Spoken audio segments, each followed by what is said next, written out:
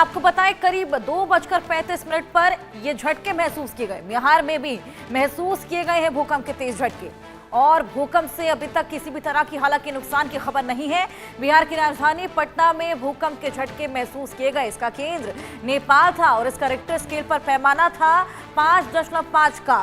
National centre for seismology के मुताबिक आपको बताएं भूकंप के झटके नेपाल के बागमती प्रांत के सुबह 2:35 पर महसूस किए गए। नेपाल का बागमती प्रांत बिहार के मुजफ्फरपुर से 189 किलोमीटर उत्तर में पड़ता है। भूकंप में अभी तक किसी भी तरह के हालांकि नुकसान या हताहत की कोई जानकारी सामने नहीं आई है। साथ ही ये भी बताया जा रहा है कि पाकिस्तान में भी आज सुबह 5:14 पर 4.5 तीव्रता का भूकंप दर्ज किया गया है। नेपाल में 5.5 तीव्रता का यह भूकंप जिसका केंद्र रहा है, एपिसेंटर रहा है बागमती, और 2:35 पर यह भूकंप के झटके आए, जिसके बाद आपको बताएं कि बिहार की धरती भी हिल गई। बिहार तक में भूकंप के झटके महसूस किए गए हैं। वहीं पाकिस्तान में भी आपको बताएं सुबह 5:14 पर 4.5 तीव्रता का भूकंप आया है। तो नेपाल के बाद आपको बताएं पाकिस्तान में भी भूकंप आया। रिक्टर स्केल पर इसकी तीव्रता रही है 4.5 की।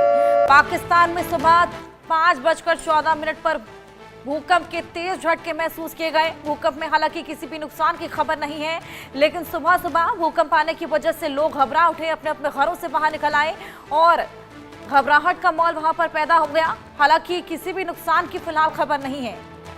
तो नेपाल में भी भूकंप के झटके महसूस किए गए, जिसका असर बिहार तक देखने को मिला। वहीं पाकिस्तान में भी भूकंप आया, 4.5 की तीव्रता रही। हालांकि एपिसेंटर अभी तक मालूम नहीं चल पाया है। 5:14 पर पाकिस्तान में यह भूकंप आया।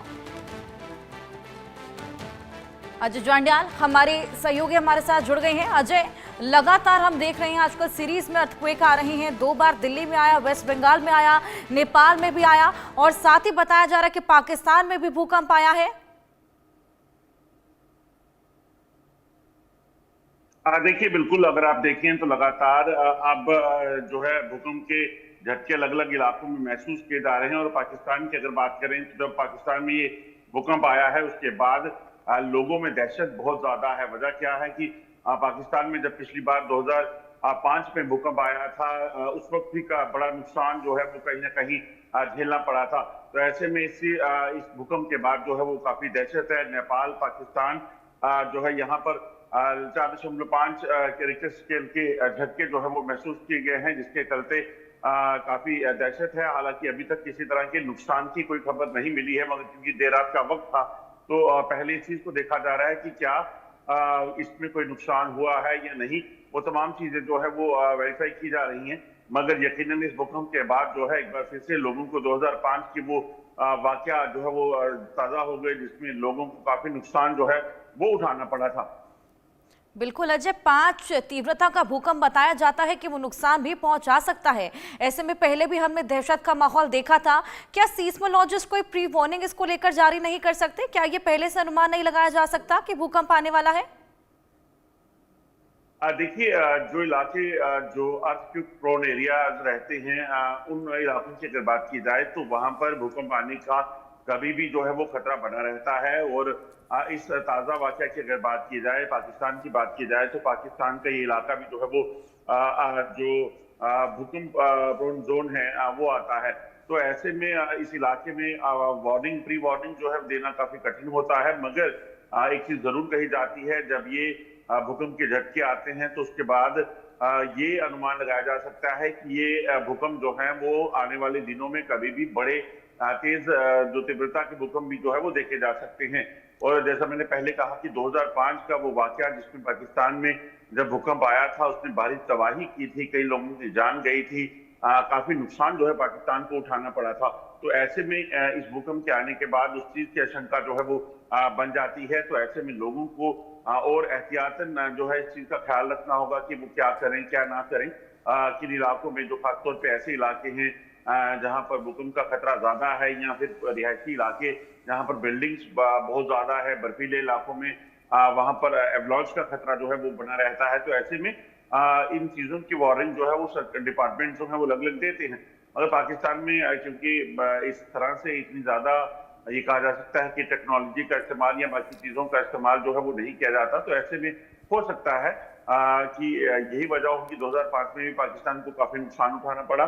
तो ऐसे में अब कितना बदलाव हुआ है पाकिस्तान में ये कहना मुश्किल है, मगर भूकंप आने के बाद यकीनन कहीं ना कहीं लोग जो हैं वो काफी इस वक्त सख्ते में हैं, चिंता में हैं।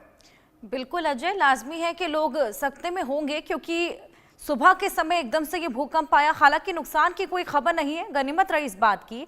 ऐसे में क्या कोई स्पेशल ट्रेनिंग मॉड्यूल्स आगे चल के लोगों को तैयार करने के लिए या फिर कोई प्लानिंग, ताकि इस तरह का अगर भूकंप आए तो लोग मेंटली प्रिपेयर हो पाए, कुछ इस तरीके की व्यवस्था की गई है 2005 के भूकंप को देखते हुए?